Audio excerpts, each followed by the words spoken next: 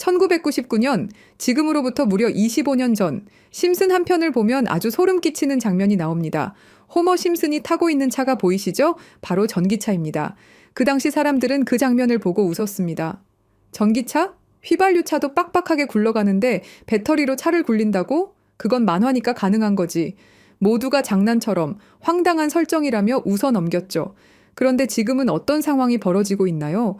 2020년 한 해 동안 테슬라 주가는 무려 743% 폭등했습니다. 말 그대로 상상도 못한 기적 같은 숫자죠. 그리고 그 주인공 일론 머스크는 순식간에 세계 최고 부자가 되어버렸습니다.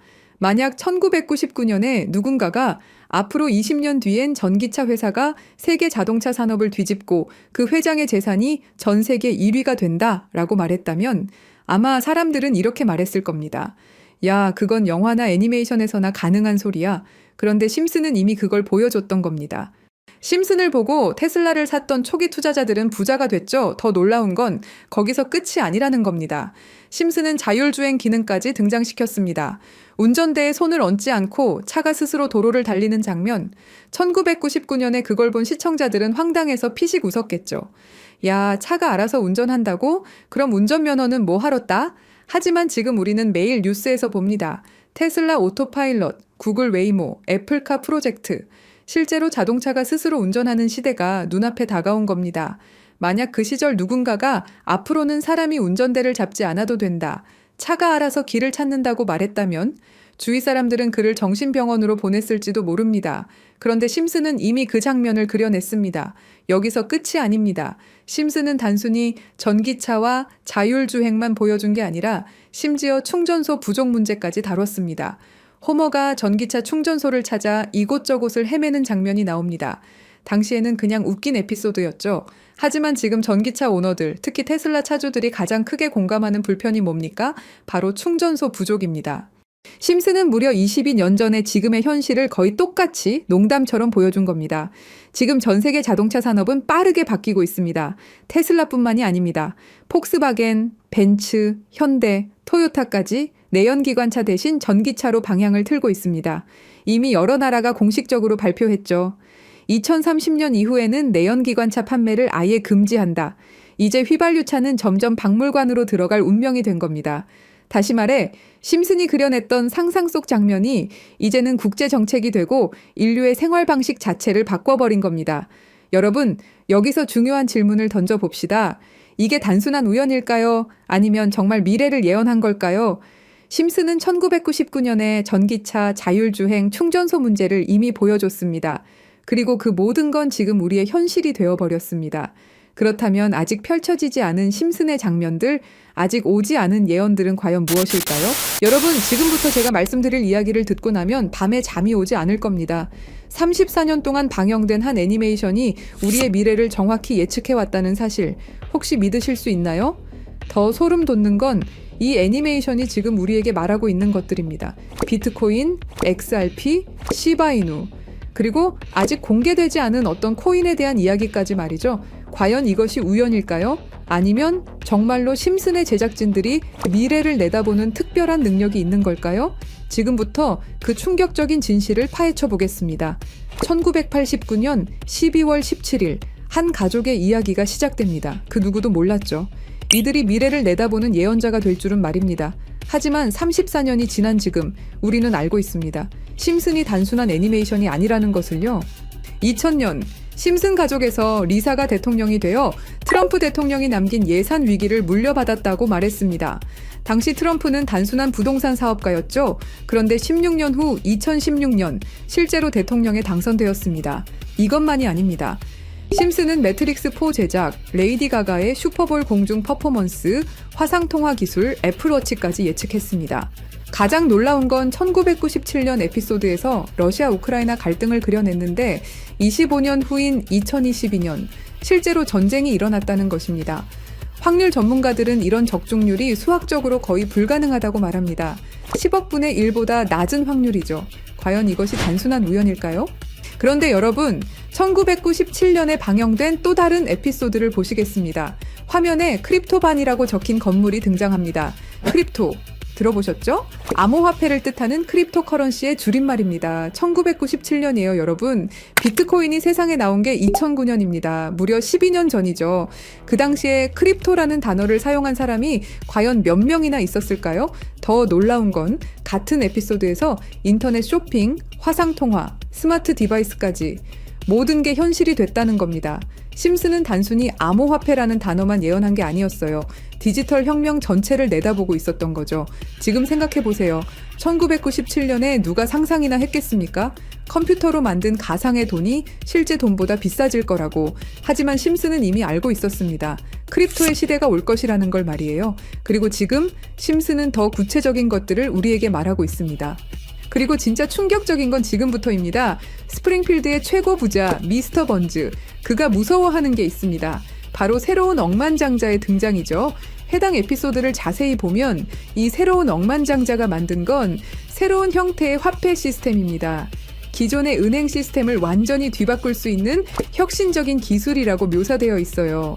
더 구체적으로 들여다보면 이 시스템의 특징들이 나옵니다. 은행의 핵심 기능인 거래 기록 보관, 자금 이체, 신용평가 등을 모두 디지털화하고 자동화한다는 설정이죠. 이게 뭘 의미하는지 아시겠죠? 바로 블록체인 기술입니다. 그리고 이 프로젝트가 받은 투자 금액이 얼마인지 아세요? 3,500억 원 이상입니다. 실제로 최근 블록체인 기반의 금융 프로젝트들이 이 정도 규모의 투자를 받고 있어요. 미스터 번즈가 두려워하는 이유를 생각해보세요. 기존 금융 시스템의 기득권층에게는 위협적인 존재겠죠. 중앙화된 권력을 탈중앙화로 바꾸는 기술이니까요. 심슨은 단순히 새로운 코인의 등장을 예언한 게 아닙니다. 전체 금융 시스템의 패러다임 변화를 내다보고 있었던 거예요. 이제 정말 충격적인 발견을 공유하겠습니다. 심슨의 여러 에피소드를 분석해보니 특정 알파벳들이 의미 있게 배치되어 있더라고요. 이가 크게 강조되는 장면, 이더리움의 E입니다. B가 등장하는 장면, 비트코인의 B죠. D는 도지코인, L은 라이트코인, F는 파일코인, 그리고 SH는 시바이누를 의미합니다. 이게 정말 우연일까요? 특히 시바이누의 경우를 보세요.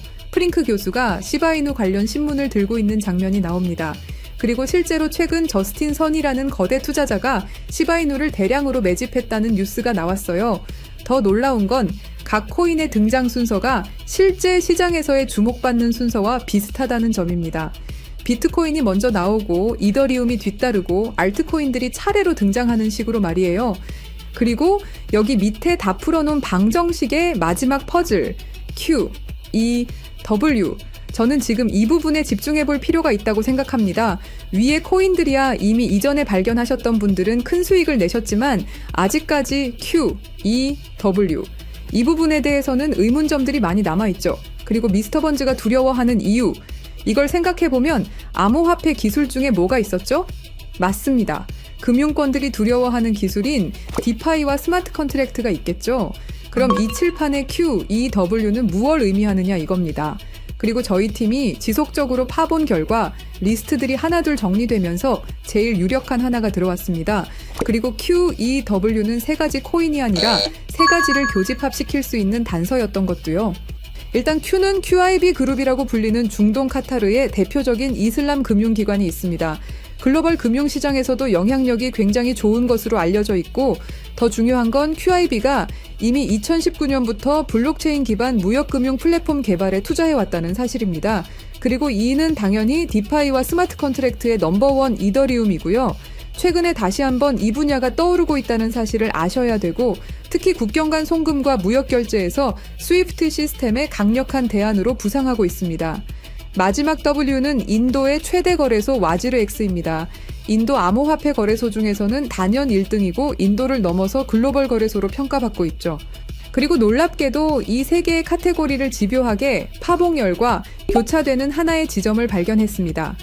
Q, E, W 중 먼저 Q를 보시면 카타르는 2018년 이후 중앙은행 및 금융당국이 암호화폐 관련 어떤 서비스도 제공하지 못하게 전면 금지했습니다. 그렇게 까다롭던 카타르가 이제 슬슬 변화의 바람이 불기 시작했는데요. 다시금 블록체인 기술을 사용할 수 있는 방안을 모색 중이고 금지를 풀고 암호화폐로 하여금 새로운 시대를 받아들일 준비를 하고 있습니다. 그 이유는 뭘까요? 단순히 트럼프 때문만이 아닙니다. 카타르는 2030 국가 비전의 핵심 전략으로 디지털 경제 허브 구축을 목표로 하고 있고 2022 월드컵 이후 글로벌 금융 중심지로 도약하려는 야심찬 계획이 있습니다.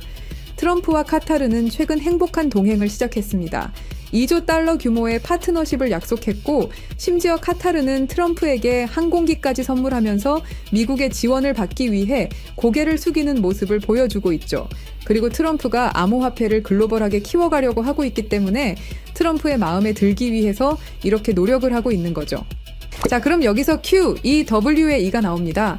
트럼프는 대통령이 된 이후 암호화폐 시장을 끌어올리기로 했고 그 테마로 떠오르고 있는 게 바로 스테이블 코인과 디파이입니다. 이게 무슨 뜻이죠? 이제 금융시장에 새로운 시대가 올 수 있다는 뜻이고 더 중요한 건 중동 아시아 간 송금 시장에서 기존 은행 네트워크를 우회할 수 있는 인프라가 구축되고 있다는 겁니다. 트럼프 일가가 이더리움을 싹쓸이 할 정도로 이 시장에 진심인 거, 이 시장에 오래 계셨던 분들이라면 모를 리가 없죠. 자, 그럼 위에 말씀드렸던 E는 이더리움이죠. 금융시장과의 합을 이야기하는 겁니다. 그리고 바로 W는 인도의 암호화폐 거래소 와지르 X를 뜻하는데요. 2025년 현재 인도가 세계에서 가장 활발한 암호화폐 도입 국가라는 사실 모르셨죠? 인도 내에서 이더리움은 가장 많이 사용되는 암호화폐 중 하나이고 디파이, 스마트 컨트랙트 등 다양한 분야에서 실질적인 활용이 이루어지고 있고 특히 인도 정부가 추진 중인 디지털 루피와의 연동을 위한 테스트베드 역할을 하고 있습니다. 그런 인도의 최대 거래소가 와지르 X입니다. 그리고 이 모든 걸 이어주는 하나가 더 남아 있습니다. 2025년 2월 인도와 카타르는 공식적으로 전략적 파트너십으로 관계를 격상했습니다. 양국은 암호화폐를 필두로 에너지, 인프라, 기술, 스타트업, 스마트시티 등 다양한 분야에서 대규모 투자와 협력을 확대하고 있고 더 주목할 점은 양국이 달러를 우회한 직접 결제 시스템 구축에 합의했다는 사실입니다. 그러니까 한마디로 칠판에 써진 QEW의 모든 것이 암호화폐 그리고 각 국가 간의 연결점을 제공해 준다는 거죠. 그리고 소름 돋는 부분, since 2015, when ANP went bankrupt라고 써진 부분 보이시죠? 이건 와지르 X의 해킹 피해를 정확하게 예언하고 있는데요. 작년 7월 해킹 피해로 피해액이 무려 3,200억이 넘고요. 이 사건으로 지금 와지르 X는 거의 파산 수순에 들어갔죠. went bankrupt 파산했다로 해석할 수 있고 더 중요한 건 이 사건이 중앙화 거래소의 근본적 취약성을 드러냈다는 점입니다. since 2015년은 와지르 X 창업자들이 처음 만났던 시기이면서 동시에 글로벌 송금 시장에서 혁신적 변화가 시작된 원년이기도 하죠. 정확하게 예언하고 있다는 걸 알 수 있습니다. 그리고 이 모든 해킹의 피해액을 이더리움으로 전환했죠. 자, 이렇게 모든 것들이 맞아 떨어져 가고 있는데 그럼 여기서 말하는 게 이더리움이냐? 그건 아닙니다. 진짜 답은 바로 이겁니다. Q, E, W가 모두 이 코인으로 수렴되는 완벽한 이유를 말씀드리겠습니다. 이 코인은 중동에서 가장 활발히 채택되고 있습니다. 카타르 QIB 그룹은 이 코인의 지분 증명 방식이 이슬람 금융 원칙에 완벽히 부합한다고 판단했죠. 몇 년 전부터 구축된 중동 파트너십이 이걸 뒷받침합니다.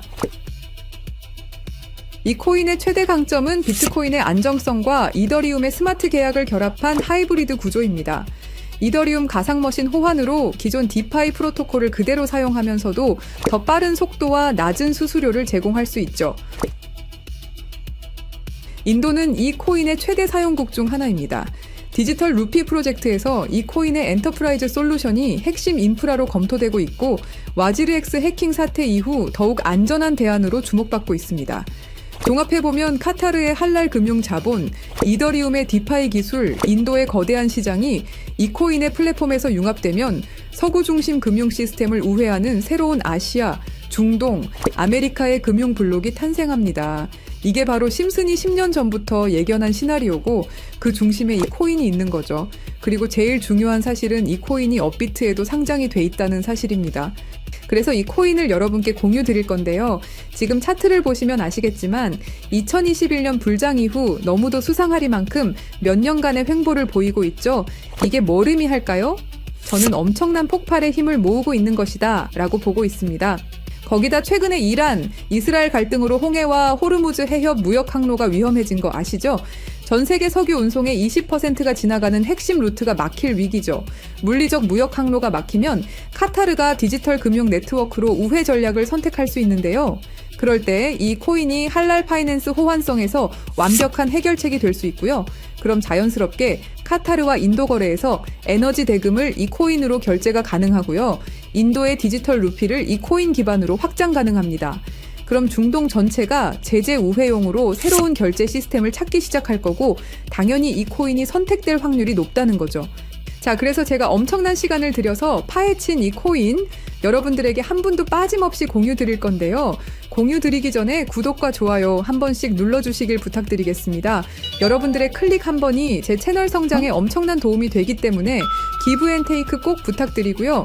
댓글에 시작이라고 남겨주시고 화면에 보이시는 영상 설명란과 고정 댓글에 있는 링크를 통해서 간단한 양식 작성해 주시는 모든 분들에게 이 코인 한 분도 빠짐없이 알려드릴 것을 약속드립니다. 암호화폐 시장은 우리가 생각하는 것 이상으로 숨겨진 계획들이 많습니다.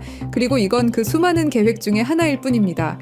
저희 팀은 계속해서 파헤쳐 나갈 것이고 그 모든 여정을 구독자 여러분과 함께 하겠습니다. 감사합니다.